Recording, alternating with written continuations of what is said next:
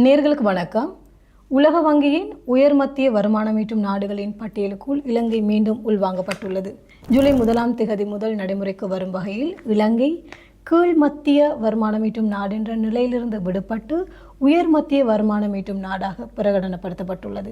இந்த அறிவிப்பானது சர்வதேசத்தின் மத்தியில் இலங்கை மிக வேகமாக பொருளாதார ரீதியில் முன்னேறி வருவதை எடுத்து காட்டுகின்றது. கடந்த 2022ஆம் ஆண்டில் இலங்கை கடுமையான ஒரு பொருளாதார நெருக்கடிக்கு முகம் கொடுத்திருந்தது. வெளிநாட்டு கையிருப்பு வற்றிய நிலையில் வரலாற்றில் முதல் தடவையாக வெளிநாட்டு கடனை திருப்பி செலுத்த முடியாத நிலையில் நாடு திவாலானது. இதனால் பணவீக்கம் உயர்வடைந்ததுடன் நாட்டு மக்கள் பாரிய ஒரு பொருளாதார சுமைக்கு ஆளானார்கள். இதனால் இலங்கை வங்குரோத்து அடைந்த நாடாக அறிவிக்கப்பட்டது. இவ்வாறானதொரு பின்னணியை கொண்ட இலங்கை மிக துரித கதியில் பொருளாதார மீட்சியை நோக்கி நகரும் நாடாக அறிவிக்கப்பட்டிருப்பதானது இலங்கை சர்வதேசத்தின் மத்தியில் தனது நம்பிக்கையை மேலும் வலுப்படுத்தியுள்ளது என்றே கூற வேண்டும். என்றாலும் கூட உலக வங்கி தனது அறிக்கையில் சில விடயங்களை சுட்டிக்காட்டியிருக்கின்றது. அதாவது இலங்கையினுடைய தற்போதைய இந்த பொருளாதார மீட்சியானது கடந்த 2019ஆம் ஆண்டு இலங்கை எதிர்கொண்ட அனுபவங்களின் படி ஒரு நிரந்தரமான பொருளாதார மீட்சி அல்ல என்றொரு விடயம் சுட்டிக்காட்டப்பட்டிருக்கின்றது. காரணம் 2019ஆம் ஆண்டிலும் இதே போன்று இலங்கை உயர் மத்திய வருமானம் ஈட்டும் நாடாக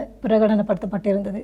அந்த அறிவிப்பு வெளியான கையோடு இலங்கை மீண்டும் நெருக்கடியை நோக்கி தள்ளப்பட்டிருந்தது. எனவேதான் அவ்வாறானது ஒரு ஸ்திரமற்ற நிலையே தற்போதும் காணப்படுவதாக உலக வங்கி சுட்டிக்காட்டியிருக்கின்றது. அதே போன்று இந்த கணிப்பீடானது வெறுமனே தனிநபர் வருமானத்தை அடிப்படையாக கொண்டு மேற்கொள்ளப்பட்ட கணிப்பே அன்றி நாட்டினுடைய நிதி ஸ்திரத்தன்மை, நல்வாழ்வு போன்ற முழுமையான விடயங்களை உள்ளடக்கிய ஒரு முழுமையான சான்றிதழ் அல்ல என்ற ஒரு விடயத்தை உலக வங்கி தெளிவுபடுத்தி இருக்கின்றது.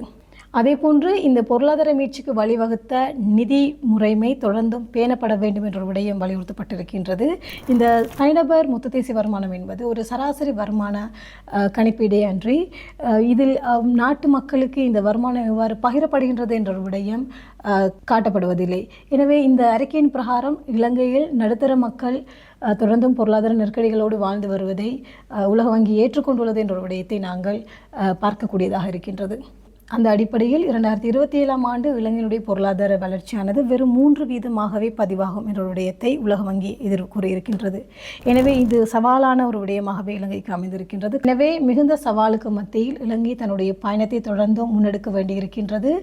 பொதுவாகவே இலங்கை மனித மேம்பாடு, கல்வி, சுகாதாரம் போன்ற விடயங்களில் நீண்ட காலமாக ஒரு நேர்த்தியான ஒரு போக்கை கடைபிடித்து வருவதாக கூறப்படுகின்றது. எனவே அந்த அடிப்படையில் இலங்கை தொடர்ந்தும் தன்னுடைய நிலையை, அதாவது இது போன்ற அங்கீகாரங்களை தொடர்ந்து தக்க வைத்துக் கொள்வதற்கு தேவையான காய் நகர்த்தல்களை முறையாக நடைமுறைப்படுத்த வேண்டும் என்பதை வலியுறுத்துவதாகவே இந்த காணொளி அமைந்திருக்கின்றது. நன்றி.